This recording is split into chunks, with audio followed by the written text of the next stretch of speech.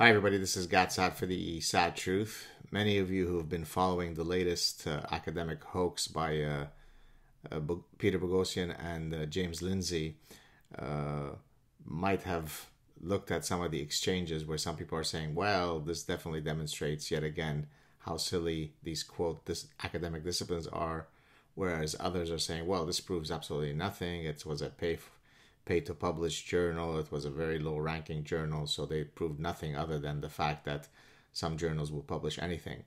So what I thought I would do today is read for you 4 passages from papers, and then to the postmodernists out there who might be watching this clip, perhaps you could tell me whether what I'm reading constitutes part of a hoax, an article that's a hoax, or whether it's an actual article. So here we go.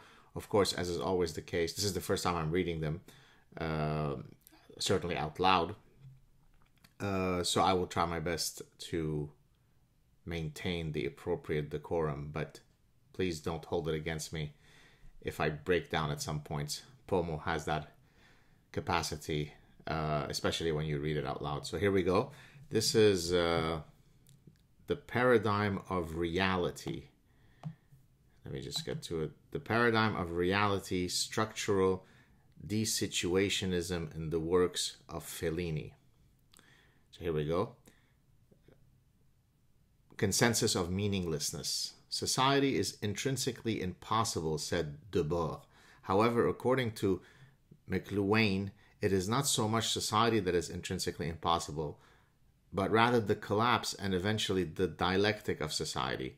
De Selby states that the works of Gibson are postmodern.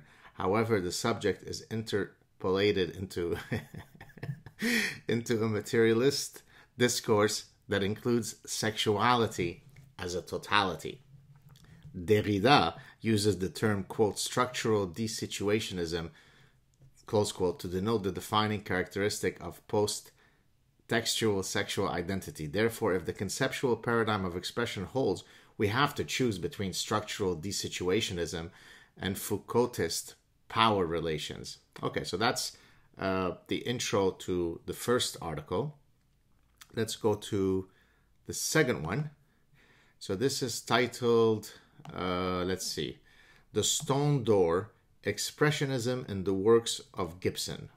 Here we go. So that starts off with the intro, Neo-dialectic nihilism and Foucaultist power relations. If one examines semioticist dematerialism, one is faced with a choice, of course. Either reject Foucaultist power relations or conclude that sexuality is capable of intentionality. Thus, expressionism holds that the significance of the reader is social comment, but only if the premise of capitalist post-semioticist theory is valid. I mean, of course, that goes without saying. The primary theme of La Tournier's essay on Foucaultist power relations is not narrative per se, but pre-narrative. You got to make a distinction here, pre-narrative versus narrative. In a sense, Sontag's critic of semioticist dematerialism implies that the media is part of the absurdity of culture. Here he comes again. Derrida suggests the use of expressionism to modify narrativity. So I just read you the introduction of a second Pomo article. Hoax or real? Again, if you can't tell the difference, if you can't certainly categorize it at above chance level, then maybe the field needs to be revisited. Okay, number 3, here we go. Oh yes, this is a good one. The reality of genre, patriarchal nihilism, and Baudrillardist simulacra. Nice. Number 1, introduction. Discourses of economy.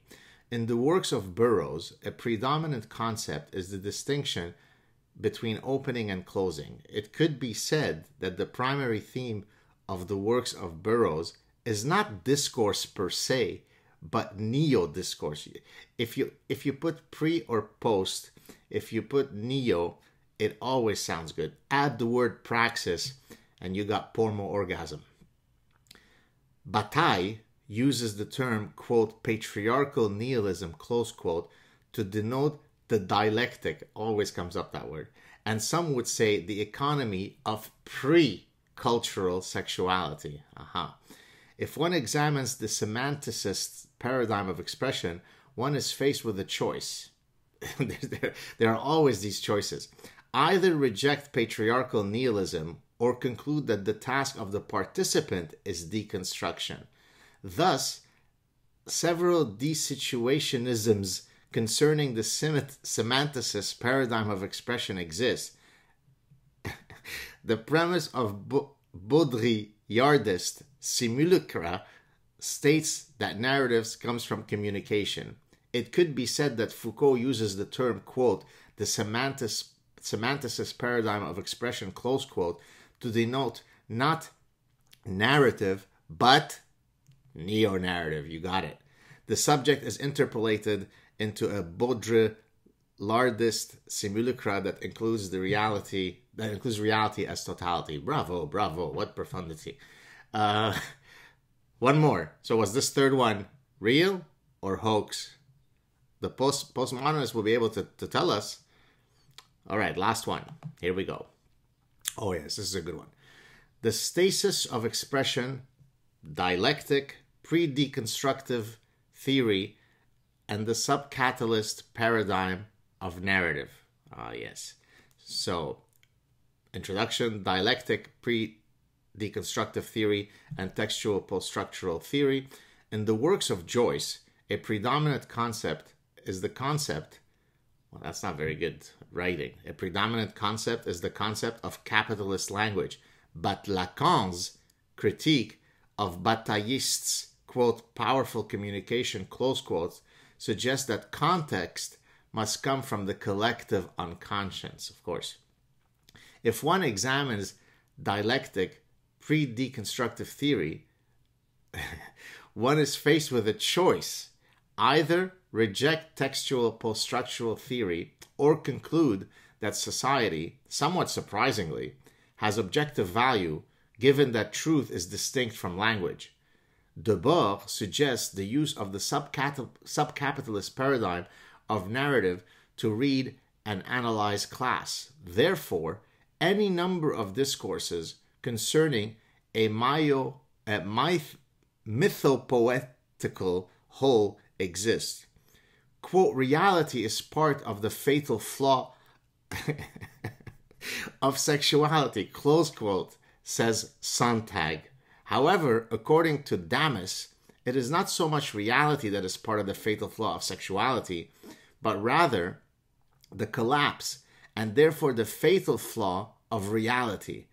The subject is contextualized into a textual post-structural theory that includes consciousness as a totality. However, the masculine/feminine distinction, which is a central theme of Joyce's A Portrait of the Artist as a Young Man, emerges again in Ulysses, although in a more self-supporting sense. So I've read you here 4, introductions of postmodernist thinking. Which of these are real? Which of these are fake? Regrettably, we will never know, because the line between what is fakes and a hoax, what is complete collective lunacy, is very, very difficult to identify when it comes to perhaps the greatest collective intellectual charlatanism that has taken place in academia. So there you have it, folks. I hope you're having a good day. Today is hump day in terms of the week. We are Wednesday, heading towards the weekend. If I don't speak to you until the weekend, although I'm sure I will, wish you all a good upcoming weekend. Talk to you soon. Ciao.